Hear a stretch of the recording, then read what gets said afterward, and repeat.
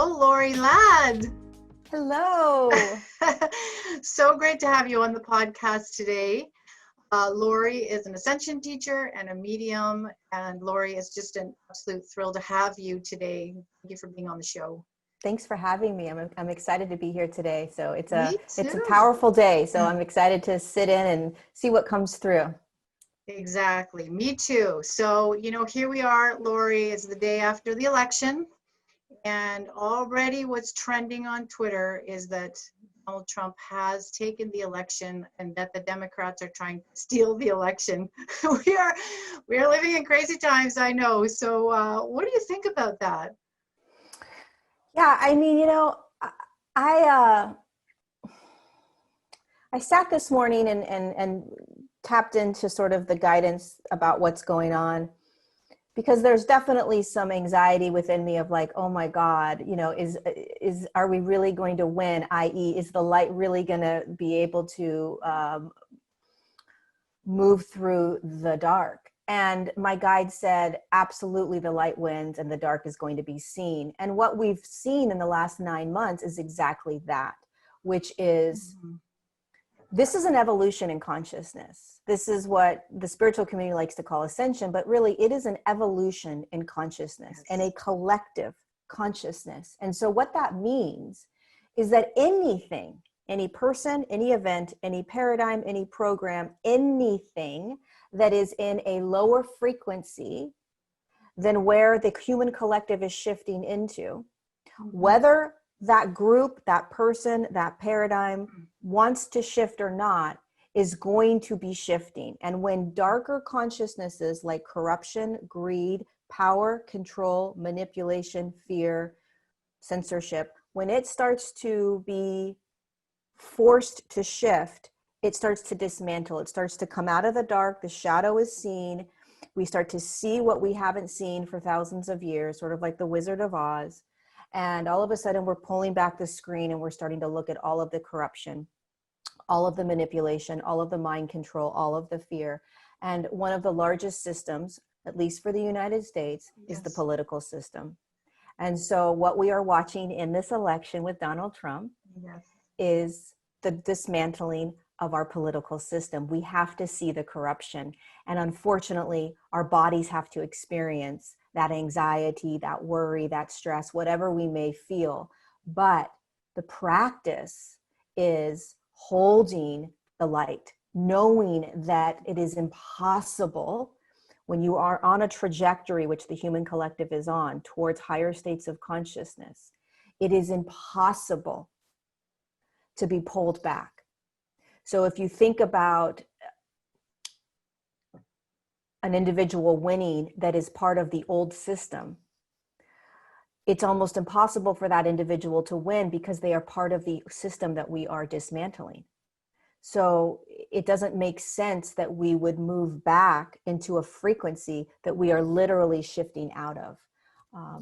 So that's what's happening. And it's really shining light on, another aspect of our third dimensional world that is going to blow our minds, right? Like what? Absolutely.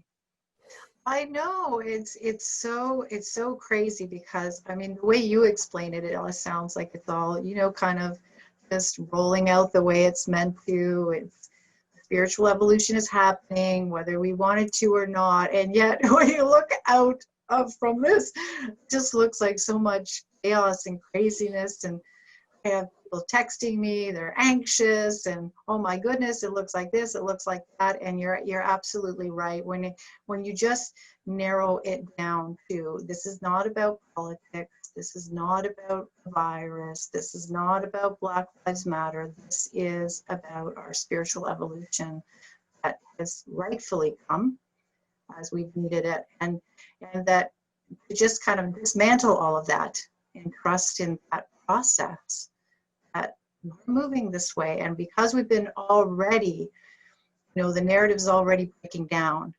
I like you say, we can't really hold on to that anymore. It's already disintegrating in front of our eyes. And it's fascinating and it's crazy and it's like a roller coaster ride. It is. It really is like a roller coaster ride. And I know it sounds like it's going to take a little bit of time for us to even know what the outcome is. And I've heard you on other videos say that there are just so many timelines happening right now that your guides really can't predict from now to December. However, I am just wondering what your guides are seeing in the next few weeks for this month of November, because I'm guessing it's a really mixed bag. Yeah, I mean, I mean, listen, I woke up as the human Lorie saying, what I can't, you guys need to tell me what's going on. I can't do this. I can't Right. show up with this chaos. I need to know what's happening, in order to show up. And when I did show up with them in the morning, I sat, I mean, minus my internet going down, like when I did show up with them and connect, you know, my guides do not tell me absolutes. They just don't. Mhm. So they did not say Trump or Biden wins. What they do is they tell me the light wins. They say Yes. to me, it's impossible to go backward. They say, feel into what feels like the light and pay attention to that. Um, know that, what else did they say today? That this is the shift in evolution. That's what's happening. It's rocky. And they said this yesterday, and they said this the day before. November is going to be very rocky, like an earthquake. So your Mm. body is going to feel very uncomfortable. You're going to feel out of control a little bit, anxious, Right. anxiety, stress. You're going to want to leave your body when we just have sort of gotten used to like the last 9 months and how to cope with what that 9 months gave us. And now it's like level 2 of Mario Brothers. So level 1 of Mario Brothers, if you ever played Nintendo or any of Yes. that, right? Donkey Kong or anything, Pac-Man, right? Level 1 was the last 9 months, right? We went through a cycle, level 1 of the Atari game. We have now stepped into the cycle closed, they basically said, and we're now stepping into cycle 2 level 2, which is Mhm. going to require a lot of embodiment, a lot of breath, a lot of trust, and a lot of intention. So it's no longer like we have got to stay focused on the bigger picture and not letting our focus go to the old ways, the really intense fear that wants to pull us to that narrative. Um, Mhm. and when we are pulled to that fear-based narrative, then all of a sudden we start to feel the fear, the anxiety, the stress, the worry. It takes us, it controls us, and all of a sudden we're back in that cycle. So we want to really practice, because here's what's happening. Whatever's going to happen in the next Mario Brothers level 7 that we're going to go Mhm. to, Mhm. this is preparing us for it. So it's not to say that it's going to get worse. It's just going to get more interesting. Let's just use that word, right? And so this is level 2 that we are preparing for. And how are we being, what is being asked of us right now? Well, what's being asked of us is to remember the light's going to win. What's being asked of us is to hold the intention of what you want to see the outcome of what you want to see, the higher timeline, right? What's being asked of us is to remember this really large picture and to breathe and to stay in your body. What are we being asked right now in level 2? And that is what is going to be required of us for level 7 Wow, it's a level 7. or 8 or 9 or wherever we're going. I don't know, but this is just the beginning, right? Like this is, if you think about it, like it's like what my guides do say is that this is just the beginning, and there's not a fear in that, or like a, you better warn the humans, you know. Yeah. It's more of just like, listen, this is the evolution of how consciousness shifts, and there's beautiful pieces about it, and then there's kind of like chaotic pieces, like waking up the next day and not knowing who your president is. So what are Mhm. we learning in this now moment? What are the ways in which we are being asked to be? That's what's important. Right. And what have we learned the last 9 months to assist us in this now? Because we have all the tools. We've been practicing for 9 months, right? We've been practicing how to navigate these intensities. And so how do we do that now with a more sort of intense experience upon us, or what Right. could feel intense experience upon us? Right, right. And it's very exciting because a lot of people don't have a vision of what it's going to look like, which I will ask you about. It's very exciting, and you can feel it. There's a churning almost for me anyway in my stomach, in my gut area. There's a sort of a churning, but it's not it's more of an anticipatory feeling of what's coming. It's not a negative feeling. It's just kind of like things are mixing up. And I've had moments where I've just been totally busy. I'm like, okay, something happening. And then sometimes I remember what you say and I think, oh, this could be just the transition, because I'm just having these, moments of dizziness or just feelings where I've actually had feelings of elation too, where it feels like I've connected with my child self and I'm like, wow, this is cool. I hope, and I want to hold on to the feeling, but I can't. Like I do for a while, and it's like something, your consciousness just shifts back. And it's been kind of interesting because it's not a knowing, it's the feeling. Mm-hmm. The feeling that we're moving, it's the feeling. And at the same time, Lorie, I have to say that, I've had lots of people writing to me. I've had lots of clients who are, still kind of experiencing a lot of confusion and a lot of chaos, in particular with the relationships, partners, friends, family. Whereas you're saying it's almost like some of us are dislodging and we're moving towards that 5D quite rapidly. Some of us are holding on for dear life and we don't want to hear the other side. I don't want to hear your perspective.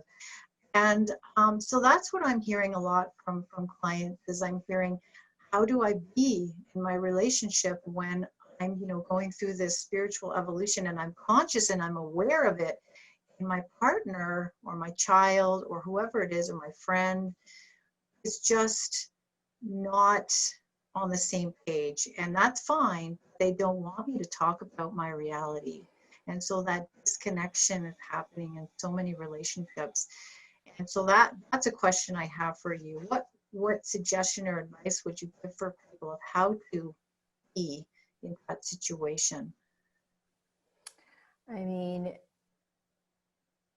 each situation is different, right? So each person's experience is going to be a little bit different. So advice that I give now or suggestions or recommendations I give in this now moment may resonate with people and it may not, right? There's too many variables in each relationship.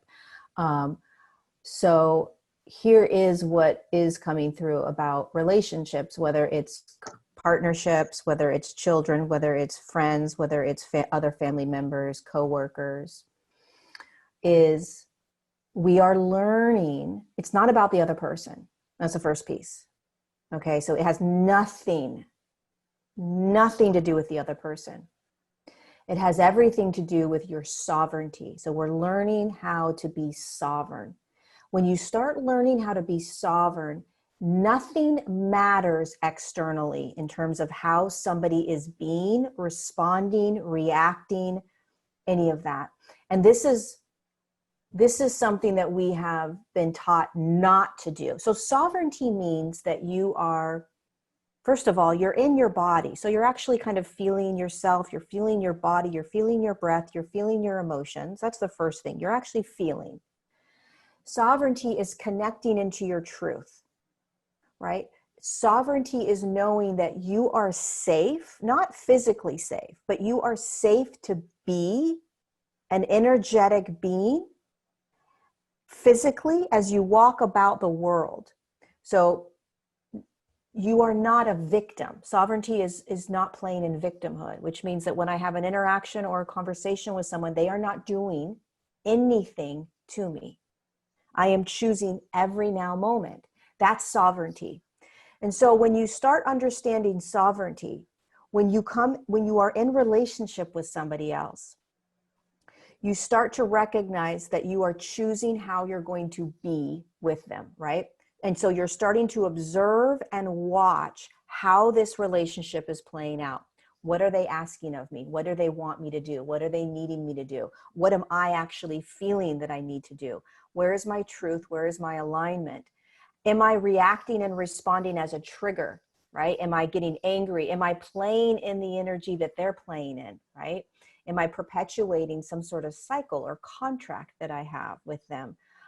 Does it feel good? Does it not feel good? Do I feel like I'm out of alignment when I'm connecting with them? Right? This is how we practice sovereignty. If somebody's coming at you and they want to argue or debate, or they want to tell you to be quiet and not speak your truth, right? Okay, here's a lesson of, okay, they don't want me to speak my truth. They're uncomfortable. They're nervous. And it gives them anxiety and stress. And so what they're doing is throwing their anxiety, stress, and worry onto me. I'm a sovereign being of light. I'm understanding my truth. I'm understanding what that feels like in my body when they throw that at me. And now how do I want to respond? I'm going to practice empathy and compassion for myself and them. I'm going to practice speaking my truth if I need to, right? And I'm going to start tiptoeing and navigating this in baby steps. What if I start to speak my truth from a space of compassion? I.e., I understand that they're stressed, they're worried, they're concerned, they think I'm nuts. They're throwing that energy onto me. I'm sovereign. I don't need to take it. I don't need to respond back from that same frequency, right? And I can still speak my truth. And what does it mean when I speak my truth from compassion? That's key, because when you speak your truth from compassion, then you're not trying to do anything to another person. You're literally just speaking a truth. Like you're just kind of, the whole purpose is just to allow yourself to speak. It's not to convince somebody. It's not to persuade somebody. It's not to belittle or argue with them, right?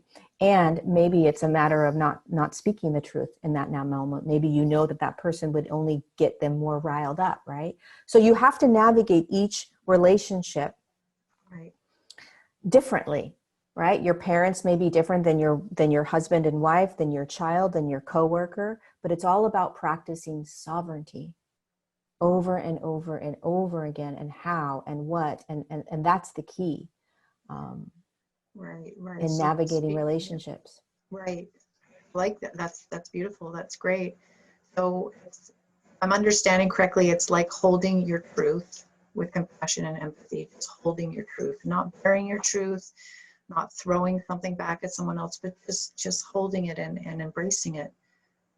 Not pretending you don't have a truth because you don't want to upset another person, which is kind of what reality is sometimes. I see anyway with people. Yeah. Right. Like the silencing so that you don't upset the person.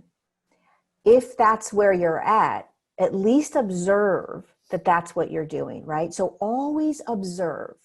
Oh, look it. I'm now not speaking my truth to this person because I'm afraid they're going to get angry and yell at me.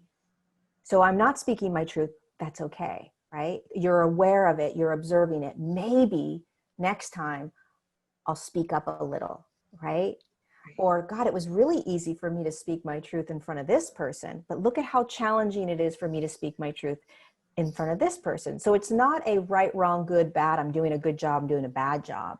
It's just observing how you're navigating, understanding that you're sovereign, that you are safe, that you have a voice, that you have truth, that you have energy and resonance, and that no one's doing anything to you, that you're choosing everything. You're choosing everything.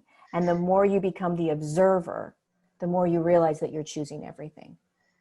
I love that. I love that because I think that we all get caught up in this kind of you and them, me and them, me and them. And as you say, you have free will. You have the choice. You have the choice of how you want to hold yourself in any moment. And it really is about navigating and just observing and watching and trying to put yourself, in a space that you feel you can express your truth, that's safe. And as you say, when you can't express your truth, that's okay too, as long as you're aware that's what you're doing, that you can see from a witness stance, you can see, hey, it isn't personal. It's just me trying to figure out how I can be with my truth in this moment and still be in relationship with this person because I love them or because they mean a lot to me. Yep. But I love what you said also, Laura, because I think it's very practical too. It's not about convincing the other person what your truth is, because I think right now, because of, this has been probably the greatest divide, certainly I've seen in my life, of people's opinions and people's, where their focus is and their values. It's not about bringing them on board with you. It's about demonstrating that and how you navigate gracefully through it. Yeah. It's unity. So unity consciousness, or a unified field, does not mean that we all are going to agree. It's impossible in a third dimensional reality. Okay?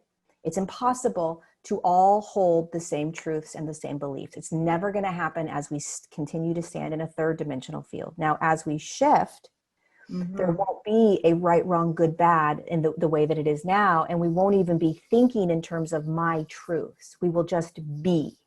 Right. So it's very different. Right now, we're learning how to unify. We're learning, and what that means is we are learning how to understand that all 4, 7, however many billion humans are standing on the earth plane, all of us are sovereign.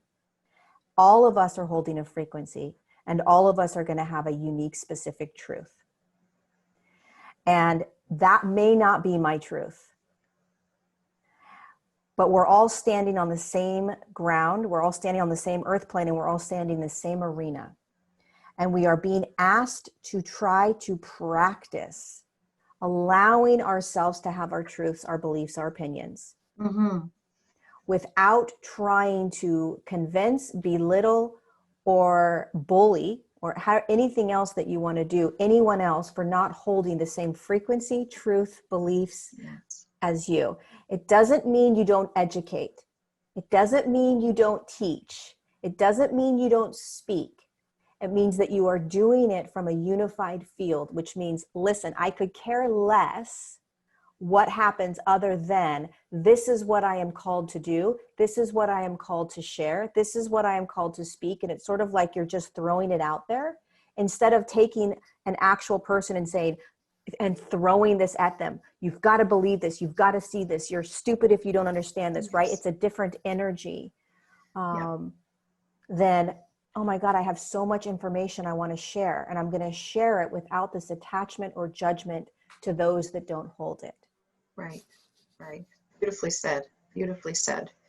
And we live in a world of duality, as you say, on the third dimensional plane. We live in duality. So as you say, it's impossible for us not to hold these different ideas and these different frequencies. And I love that you said we're moving towards unity consciousness. We're practicing it. We're getting so many opportunities to practice that, whether we know that's what it is, or we know to call it that or not to call it that. We are forced to practice it right now because we're all standing in our relationships trying to do this navigating and trying to hold the love that we have for that person and not try to convince them and be able to still be with them in that loving way. And it's interesting because we're kind of moving back to that singularity. And I like what you said, that there won't be that my truth and I have to navigate and have everybody on my side or everybody thinking the way I do. It just won't be there. Everybody will be in that unified consciousness, which will be really beautiful. Yeah, I mean, eventually we'll find ourselves in a moment and in a dimensional field and in an experience of just beingness, and it won't even be a conscious awareness of a truth. The idea of truths only exists in this third dimensional reality where there's duality. Right. Truths don't exist in a field where there is non-duality or neutrality. It doesn't make, there's no such thing. You only have truth when you have falsity, right? You only have truth when there's the opposite that can back it, that can counter it. So when we finally find ourselves, who knows whether it's going to be in this lifetime or when. People get really angry with me when I say it might not be in this lifetime, but let's not hold attachments. But when we do find ourselves completely anchored into a fifth dimensional field, there won't be truths. It just is. We just are. Right. We just are. Right. Yeah. So we're learning. We're taking baby steps. We're just birthing into this new consciousness, right? So we have to practice. Even how do I even hold somebody else's truth? That's easy to hold. I mean, imagine trying to hold a truth that you can't even conceptualize. Like, how can you do that? Like that's a hard truth to hold. It's not that hard to hold a truth of like, there's truths you can hold that are easier, right? So sure. it's baby steps. Baby steps. And as you say, we're at the very beginning of this. And it's kind of interesting. I can't help thinking about this when you were talking about, you know, how we're not going to have to think about our truth. That we're just going to be. We're going to be in the moment. And I'm a person who has taught mindfulness for quite a while, if you want to call it that, present. The consciousness that it takes for people to have to do that, when that will come naturally when we move into that dimension. Because, you know, at this point, people will come back and they'll say, it feels so good, it's so hard to stay. And I, you know, it's the constant pulling back into the moment and being conscious. And it's just really mind-blowing for me to think that we're going to be in a dimension where, yeah, all of that stuff that we taught all those years, it just is. Yeah, we just needed to get there. You guys practiced a lot, so now you know. It's so true. Like I'm always kind of chuckling inside when I'm teaching things, because when you're actually holding that consciousness of it, like completely anchored in it, right? There is no doing of it, right? You're not doing it anymore. It just is. But we have to go through, you know, the human aspect of us in these denser physical realities. We have to practice. But you're absolutely right. This is an innate ability and an innate way of being. We're designed to be. We just are so physical and so dense right now that it's almost impossible. I mean, mindfulness is like, I mean, present moment, quieting the mind. Geez, right? Like that is, and there's nothing at all wrong with that. It's part of being physical. It's part of being in this massively dense dimensional field. You know, unless you lived in the mountains away from the world, it's almost impossible to not have, you know, a chattered mind right now, you know, so we practice. Yes. And, you know, when you were talking about having compassion and empathy, and now that you talk about, you know, the three-dimensional experience, one of the things that I was wondering, Lorie, is it helpful for people to think about when they do have somebody, let's say, you know, when we're talking about in relationships, when they do have somebody who's having a hard time with their reality, to be able to think that this person may just be wanting to hold on to this three-dimensional reality more than I do. And that's a compassionate way of, it's not better, it's not right, it's not wrong, it's not I'm higher, they're lower. It's just an understanding that, hey, you know, there's some things they want to hold on to here that maybe I'm willing to let go of. Would that be a helpful thing for people to think as they navigate through this in their relationships as well? Yeah, I mean, absolutely. I mean, you have to realize that we were once in a different place as well, right? Where we are now is not where we were 2 years ago, 5 years ago, right? And so for many of us, some of us have been here for 20, 30 years, but a lot of us have really been shifting and shifting quickly. And so there are many humans that don't want to. They're like, listen, I'm good where I am. I'm good where I'm at. And because we think that where we're at is better, we want to try to pull our loved ones with us. No, you've got to come along. You've got to feel this. You've got to understand this. You've got to see this. This is where we're going. And so it's an ego. It's you trying to control another person's free will. And so you have to understand there's nothing wrong with being very dense. There's nothing wrong with watching the media and watching CNN and NBC and ABC and all these things that people want to watch. There will absolutely, unequivocally, without a doubt, be a moment where they will wake up out of it. It's impossible, right? So we have to have patience and compassion while the human is going through what we may have already gone through, which is very, very challenging at times, because we know what we know, and then you're watching and you're like, you don't get it, you know, and they're like, oh no, I'm good. And you're like, oh, please, you know, so you just have to, that's teaching us compassion and patience, right? We're always being, these are all lessons of like being in higher states of consciousness. Exactly. And, you know, it's interesting when you say that, when someone says, I'm good, I think, you know, many of us that feel that we have moved along from the three-dimensional reality, we could be better we could sit better with that, I think, if there weren't all these other threats coming in, that the three-dimensional reality is now everyone's going to be vaccinated, and if you have a baby right now, it's going to be back. And so, I mean, I think if it was just them here and us over here, and we're just a little different on the scale, it'd be like, okay, yeah, I can handle that.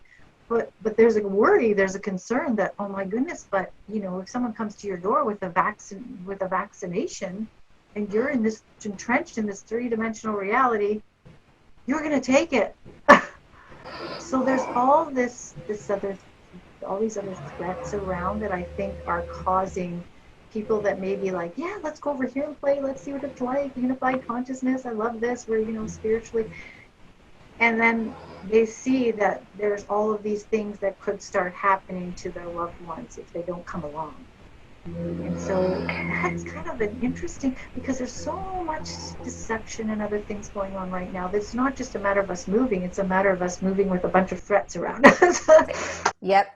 And navigating that, because it's very possible that those things may unravel, you know, that the mandated vaccines may happen. And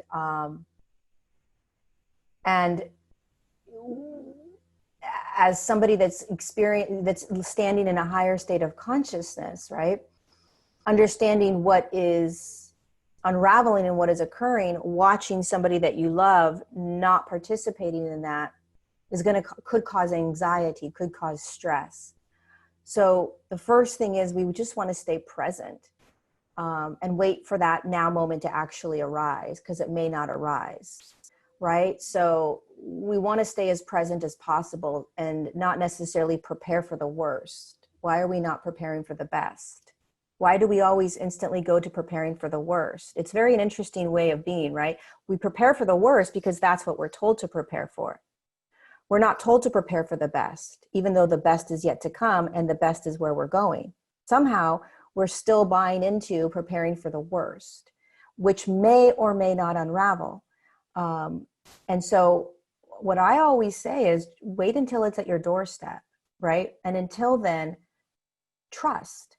And otherwise we're worrying and stressing and freaking out and creating this stress and anxiety and dis-ease in our bodies when it's not at our doorstep yet. It may come at our doorstep, but can we deal with it when it's at the doorstep? And some people, it is at their doorstep, right? And if it is at your doorstep in this now moment, and you're watching somebody not cognizant of what may actually be happening, and they're choosing that reality, you got to stay in compassion. You got to practice compassion. You're not God.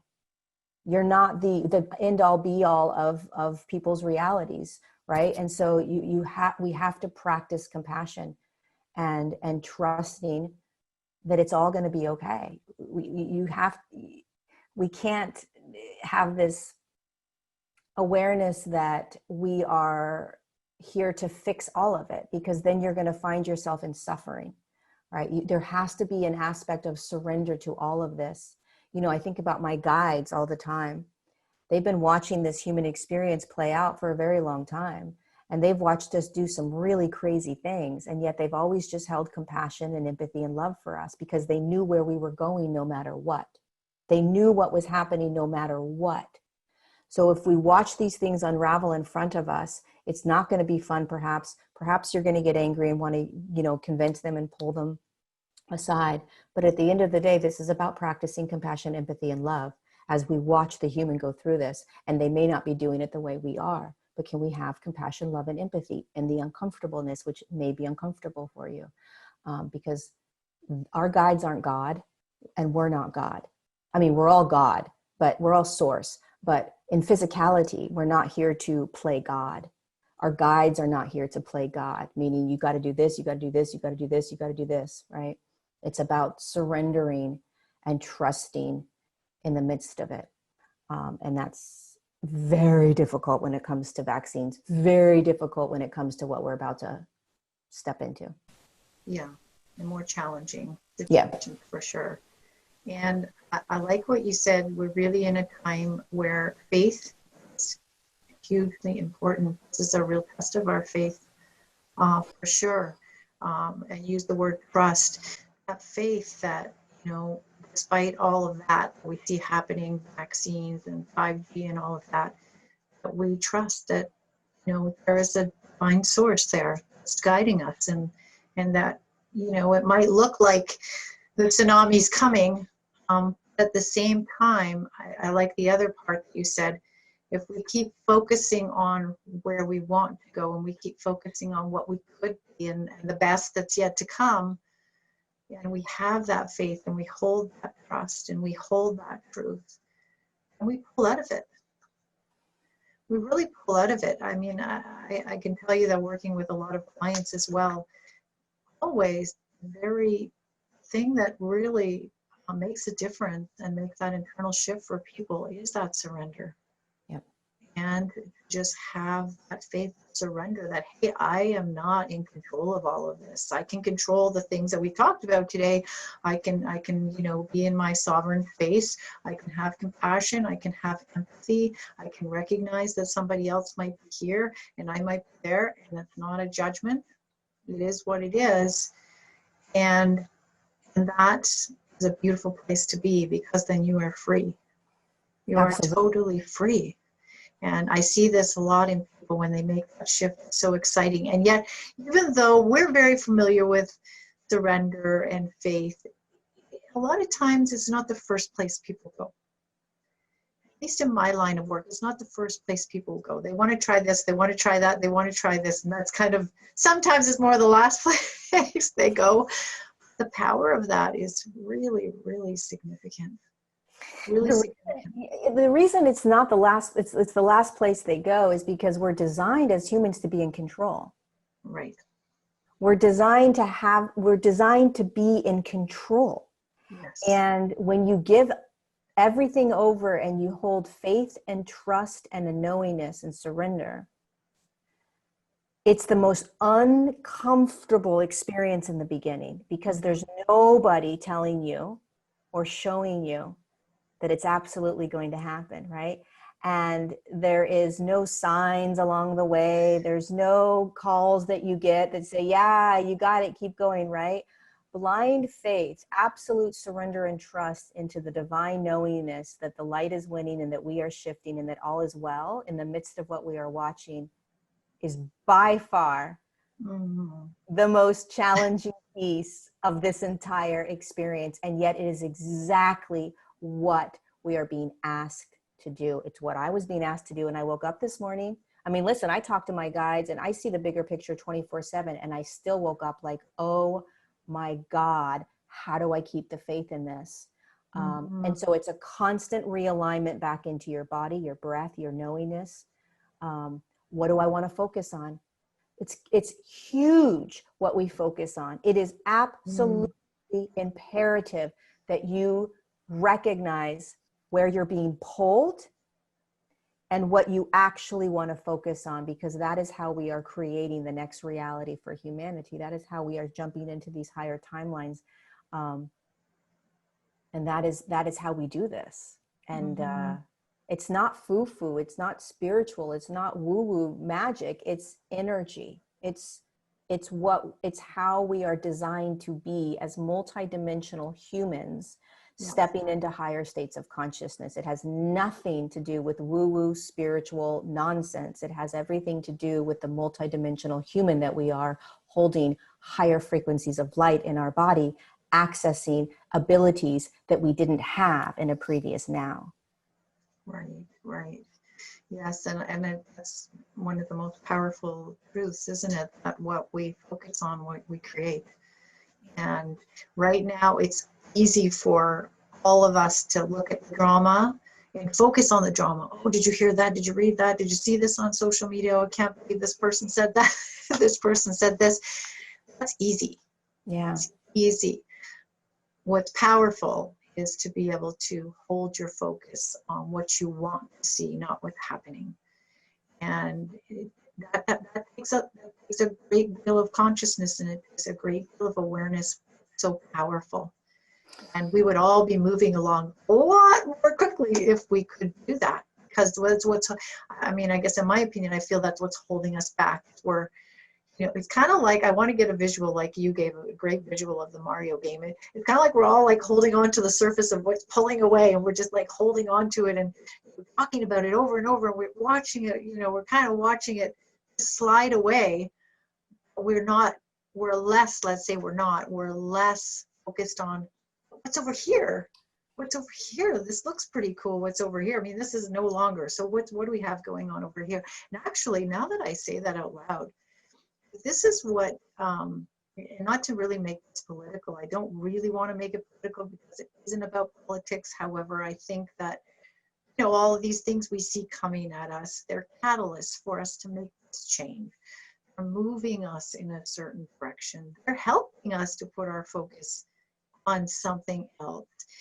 And I've always thought that, you know, what's been going on with, let's say, the right side, not to make it a side, but the Trump side, is that if Donald Trump is actually creating a system rather than fighting against the system.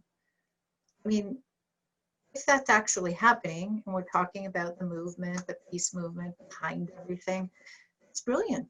It's absolutely brilliant, because what you're doing is you're taking focus off the criminal system, or the system that has been so corrupt and has, you know, been doing all kinds of things to us that we're now awakening to. And instead of fighting against them and having all our focus on that, creating a new system where people start imagining, but this could happen, quantum system, and we can heal ourselves, and there's all, and that in itself, just to think about that, to move everybody over here and say, let's look over here, it's kind of like, it's a very conscious way of creating a new reality. And yet, and that you're absolutely right. And if you watch what's happening, it's very challenging for the human to let go of what is so comfortable.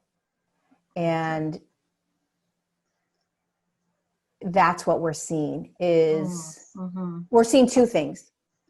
We're seeing the human having a very hard time letting go of their shadow and letting go of the collective shadow unconsciously.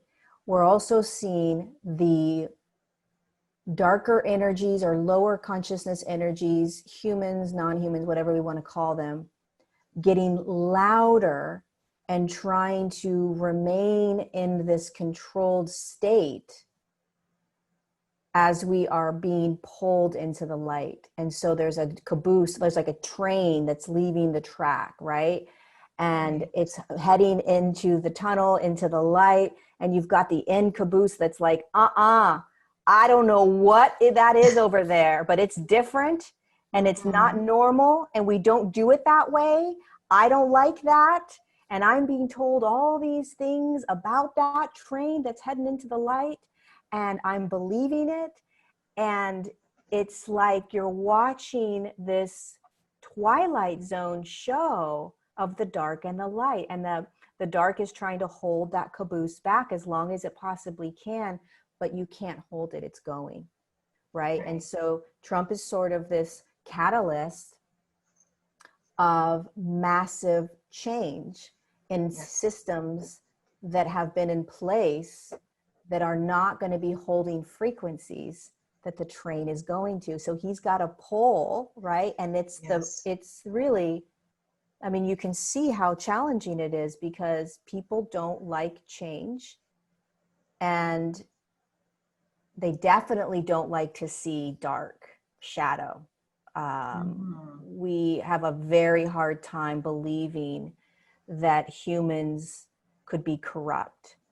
And so we have a hard time, especially in the United States, probably around the world, but definitely in the United States. I mean, we are so naive to believe, we cannot hold that people would do things to manipulate us and to control us. And so being able to let that actually perhaps be a reality and a truth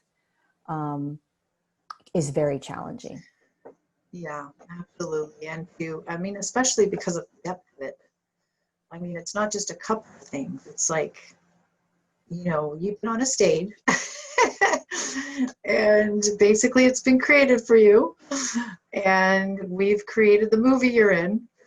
And you've played the parts unconsciously, not knowing that, not knowing the language, not being in on the secret.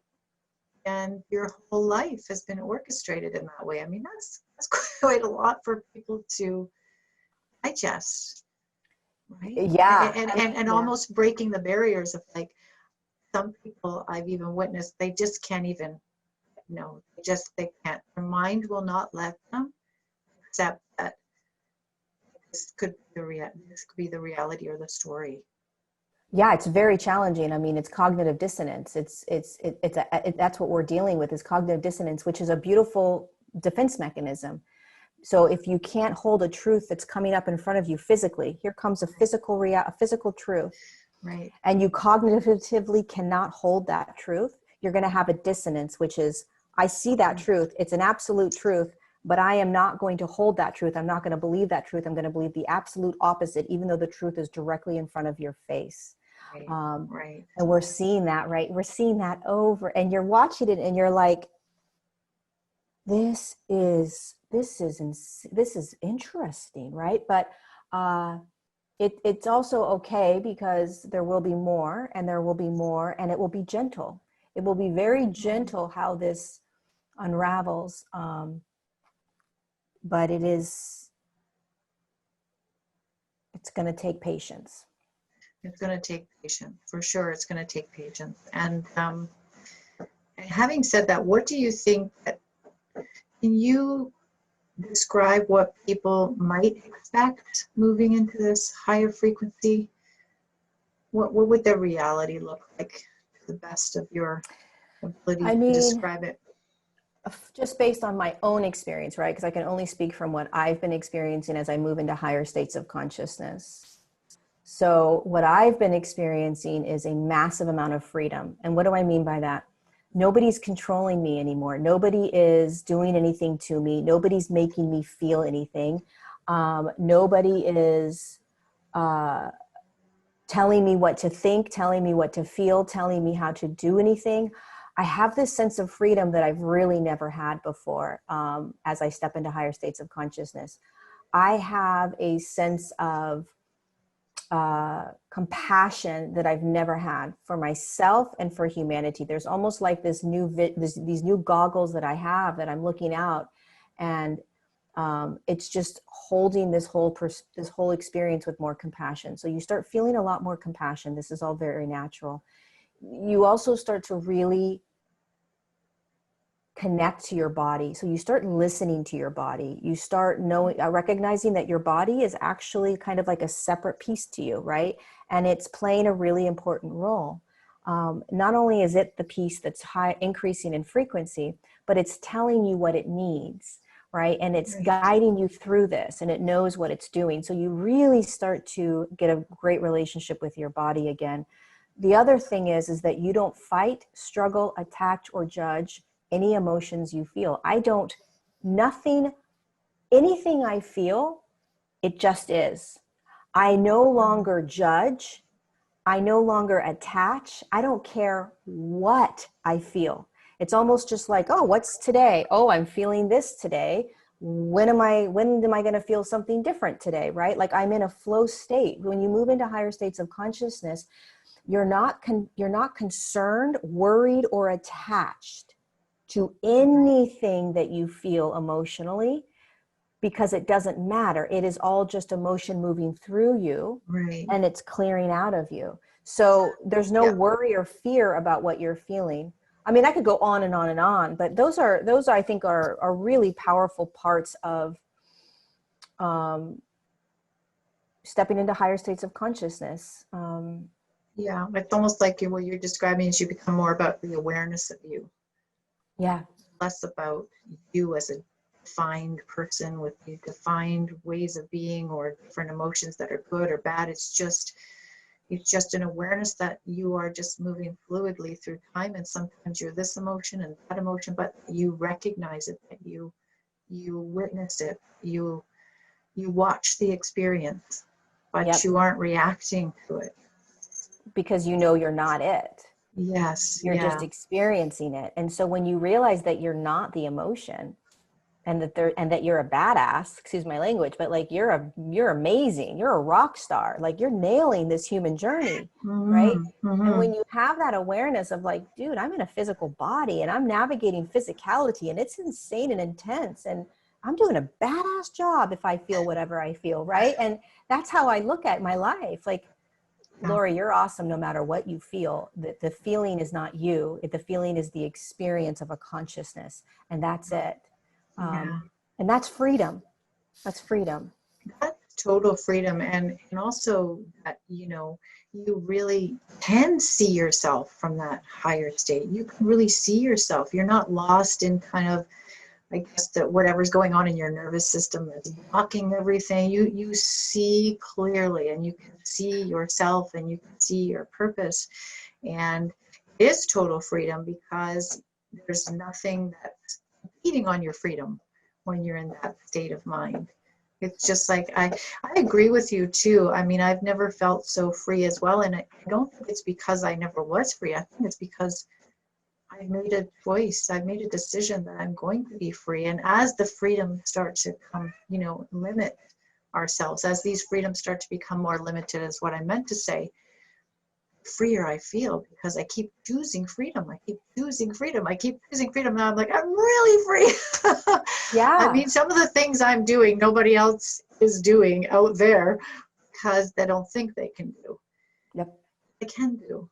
Yep. They can do if they choose it. And that takes stepping out of that, you know, attachment, that ego voice that's saying, no, no, no, you have to follow all these rules. And stepping into that higher state of higher self, your higher dimensional self, and really saying, no, I've always had this freedom, and the only thing that's different is someone's trying to take it away from me. Yeah. I can choose. Exactly. I can choose not to. Right? I can choose, Exactly. and it's a wow. It's an Yeah. amazing feeling. It's a real. That's real power. Yeah. That's real power. I've never felt my power the way I feel it now. That's exciting. And sometimes it's strange, you know, Lorie, because I'm talking to people and they're like, how are you doing? I'm like, wow, I mean, I'm doing good. This is so exciting. And, da, da, da, da. And I'm looking at me like, what? What's exciting?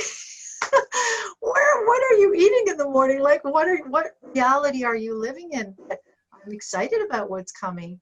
And I'm excited to hold on to my freedom in the midst of someone trying to take it away. Mm-hmm. And I'm quite happy to be on the street and yelling freedom, freedom, freedom, because I mean, this is getting in touch with these parts of ourselves that, you know, we haven't had the opportunity to before, just because we haven't been faced with the circumstances. Now it's pushing us into this higher plane, as you say, and it's a great thing. It's a beautiful feeling. It's a beautiful feeling to step into the power. It is. And it's amazing when you do, because you stop listening to people telling you how to feel. You stop listening to the Right. media. You stop listening to anything external that's telling you what to think, what to feel, and what to believe. And when you really start to observe, so the first key, because I'm listening to people listening to this and I'm listening to them ask questions as we're talking. And they're like, yeah, but how do I get there? How do I get there, you guys? That's great, but how do I get there? The first step is you start observing yourself. You have to move into the observer first. If you can't observe, then you're never going to realize that you have a choice, and then you're never going to realize you're free.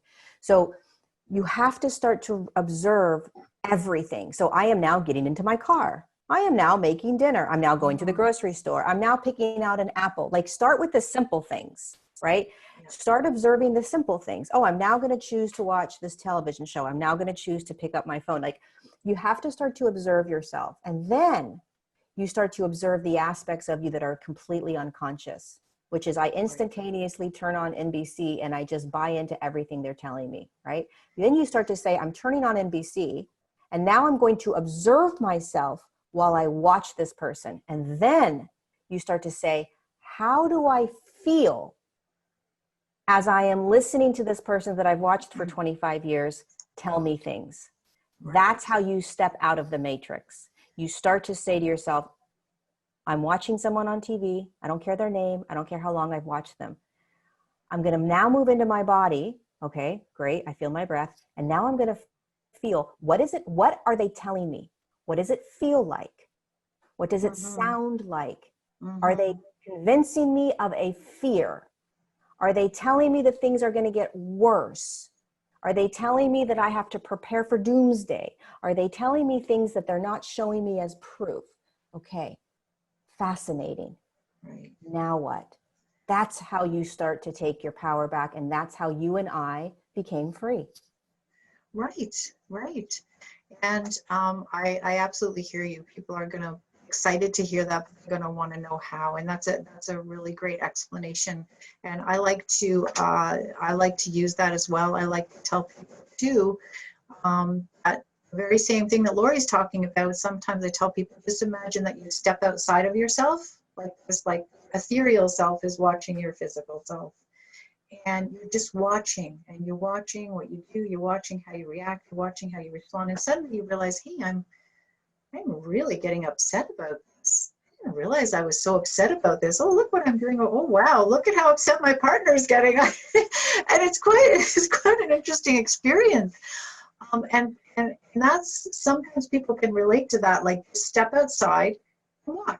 Like you're not part of yourself, so you don't get to react, you just get to kind of watch and go, yeah, So let's say somebody's saying something to you, and instead of saying something back, you're just like, yeah, I'm just listening. Yeah, I hear you. Disassociated or disconnected from that physical part of you that wants to react to everything. It wants to react. Your nervous system goes off, and then you want to take it personally. I kind of liken it to, but I think this will give away my age a little bit, because I notice with young people it doesn't work. Well, I guess I just said I'm old, but when I was in school, we did so many of these exercises with 3 people. 2 people got to do the exercise. 1 had to observe, watch, and just write down what they saw, but they weren't allowed to participate. It's like you're being that person in the exercise. Yes. You can participate once you get a handle on what you're doing. That's another show. You're just kind of, you're the what, you can't say, you just have to watch, and then you have to come back and say, what did I see? I saw myself get really upset when my partner said that. I saw myself actually start to shake. I saw, wow, I didn't know this about myself, right? Then you can respond. Once you know what it is, you can start responding instead of just instantaneously reacting. And so Yep. I love that the witness stance is a very, Huge. very powerful thing. Yeah. The hold of their nervous system, the reaction, emotional reaction is what I'm talking about. Yep. Flipping and getting upset right away, and not having that moment to step outside and say, wait, wow, this is really about the other person. Yep. And really, really upset.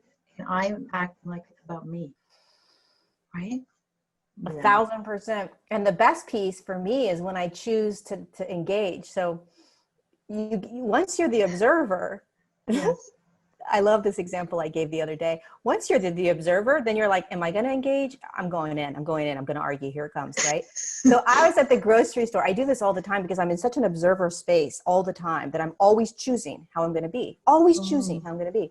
I'm at the grocery store, where it's like my biggest triggers are the grocery store. 1, I don't go many other places, but 2, I really, on a personal level, I just don't like wearing masks. So the mask was on, and I had my smoothie in my hand. Now I know I'm not allowed to drink the smoothie, right? But I also don't like rules.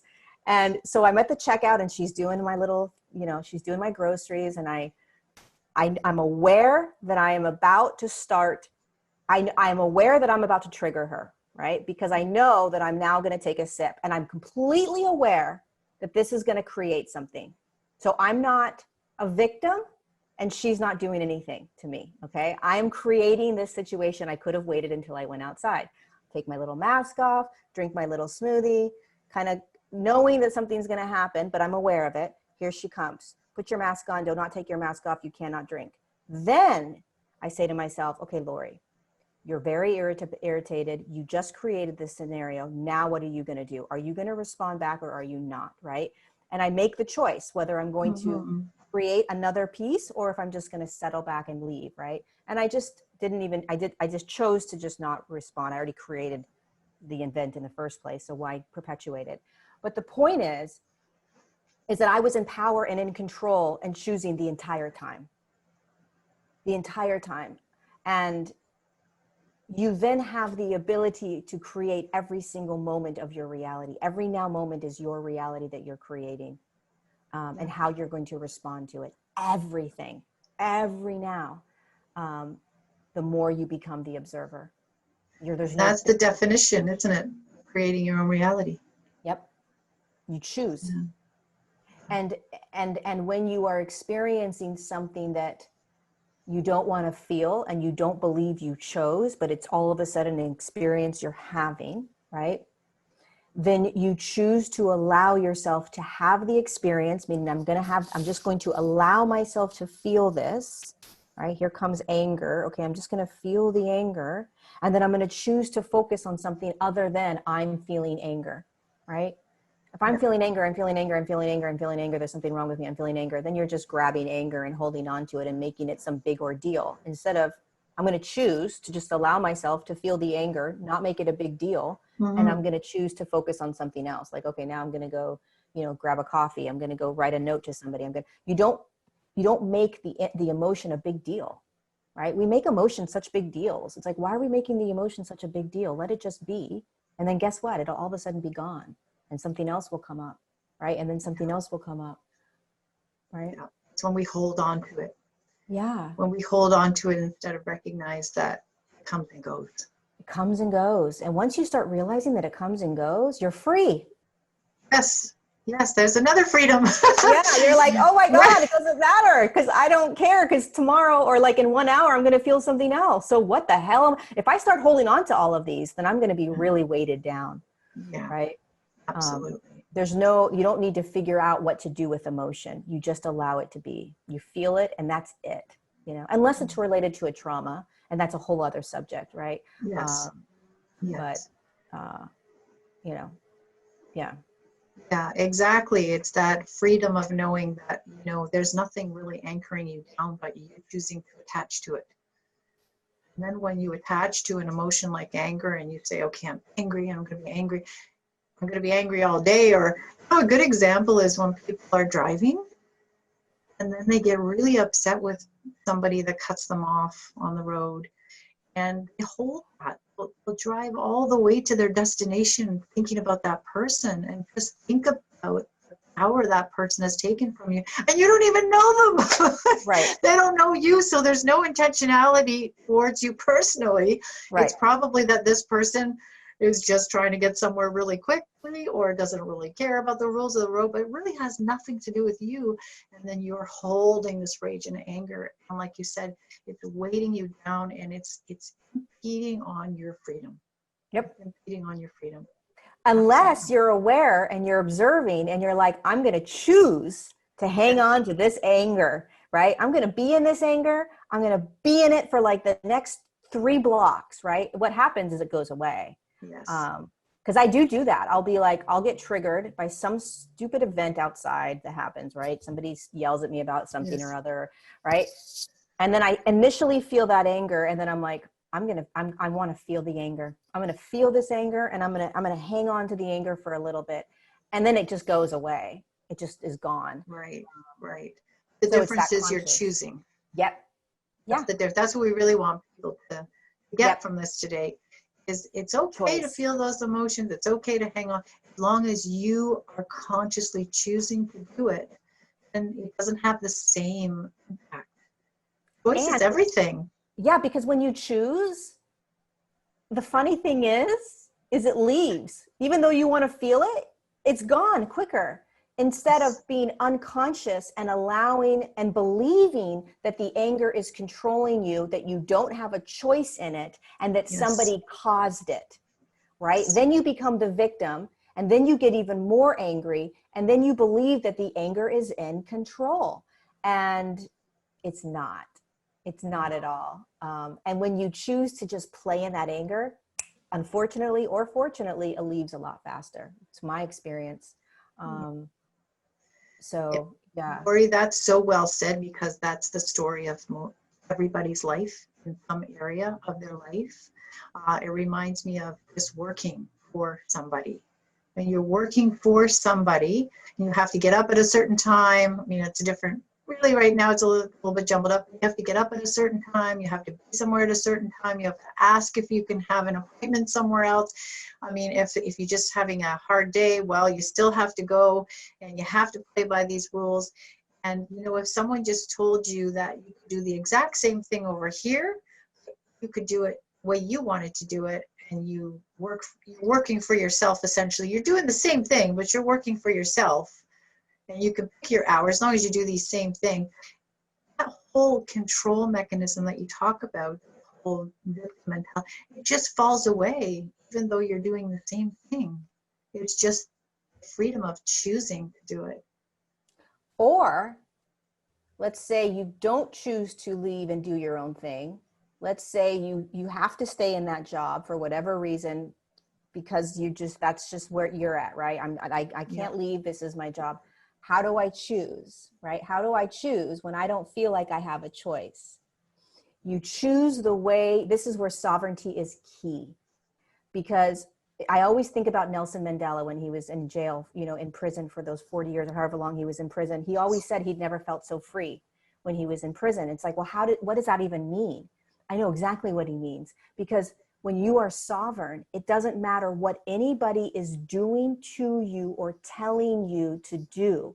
You are in a field of your own frequency and your own light, and you are free. You are safe. And how do you do that? You have to come into your body. You have to realize, we're going back to observing, choosing. You choose how you're going to respond to this video game you're in. The job is a video game. Life is a video game, and you are in control. You're playing it. So yes, you're in a job you hate. It's your choice, or you believe it's not your choice. Either way, you're in a job you hate with a boss you can't stand, doing work you hate. But how do you want to navigate it? Do you want to navigate it with hate and anger and rage? Or do you want to navigate it with freedom and peace and joy and expansion? Because you have that choice. You have to realize that you get to walk around and choose how you're going to engage with anything that you are stuck in. Yeah. I love what you said about expansion, because, you know, talking to you brings so much into my mind. It's great. But just that every time there's a confinement in our life, we expand, right? Because every time, so as you say, you know, I'm picturing Mandela fighting for freedom and ending up in jail, the ultimate limitation of freedom in the third dimensional reality. But in different reality, it's just expanded his consciousness around freedom to such a point that he is even more free. Yeah. That's what we're doing. Yeah.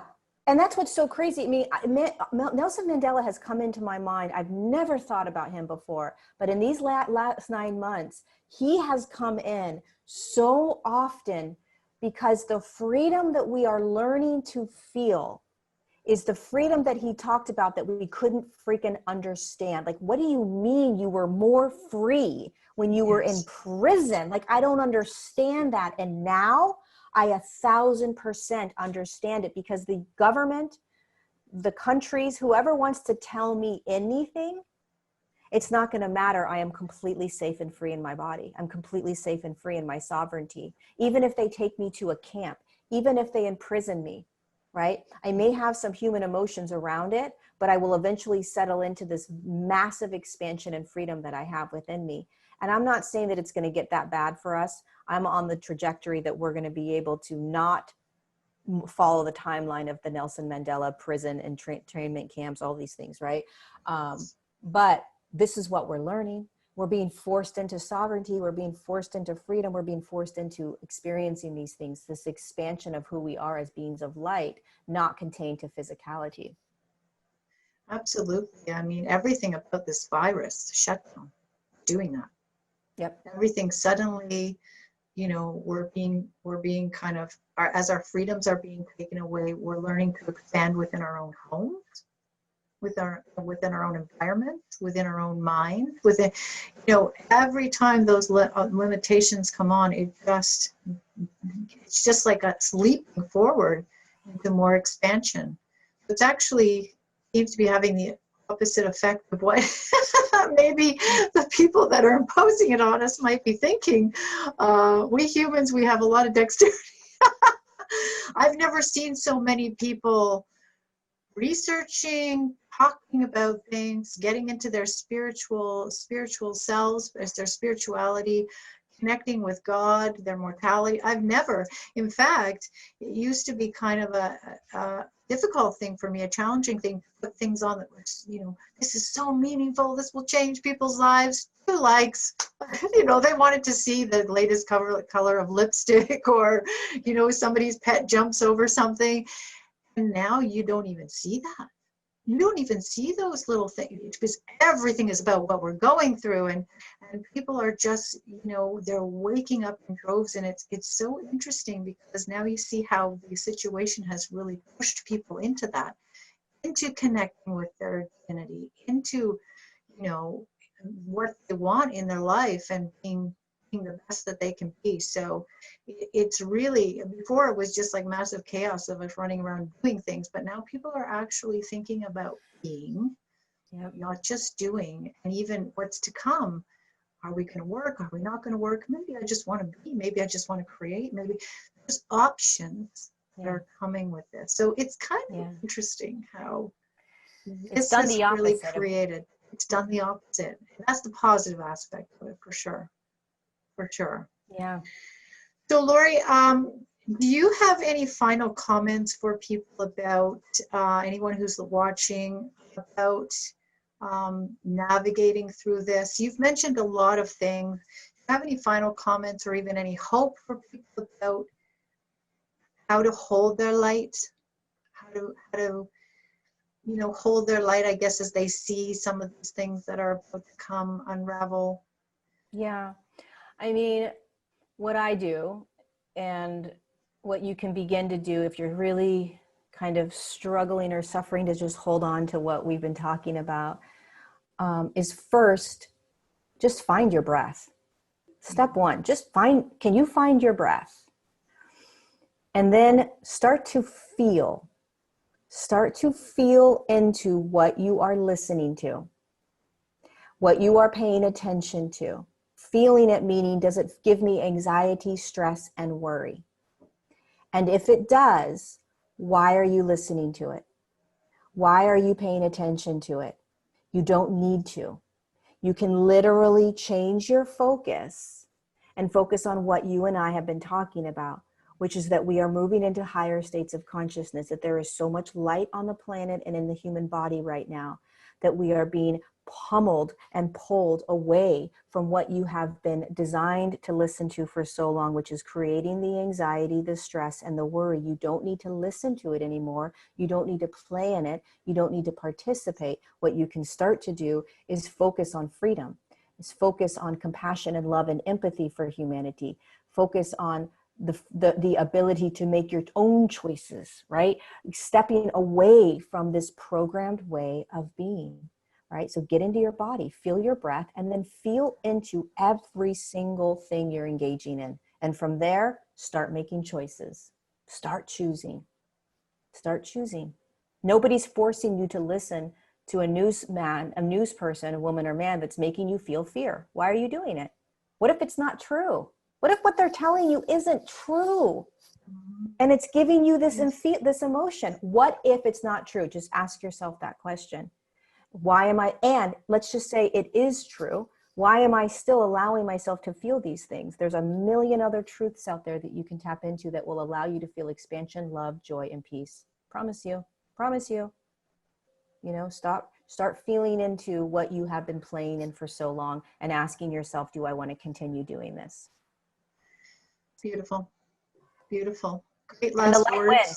The light wins. The light wins. Yeah. The light's already winning, so we're just going to keep going with it. Excellent. Thank you so much, Lorie. I mean, I love everything that you shared today. It was really, really very heart-centered, very beautifully said, very present, very genuine. And I know that the audience is going to get so much out of hearing you speak. You've just been such a beacon of light through this time, and I just I know that this is a hard time for a lot of people, and I really want to thank you for standing up and helping people to figure this out and navigate in a way that makes them feel free, that makes them feel good, that makes them feel like they have choice. Um, and you are so needed right now. You are so needed, and you're speaking up to you're standing up to your purpose. And I want to really thank you for that. I really love this conversation. It's been just so awesome. It's been So great. thank you so much for being on the show today. And I really, yeah, I hope that we can maybe do this again someday, depending on all the other things that are going on. But it was just an absolute delight. So thank you so much. Thank you for having me. It was a very beautiful conversation. It was very it was an honor to be on with you and your audience today. So thank you for having me. Thank you so much. Welcome.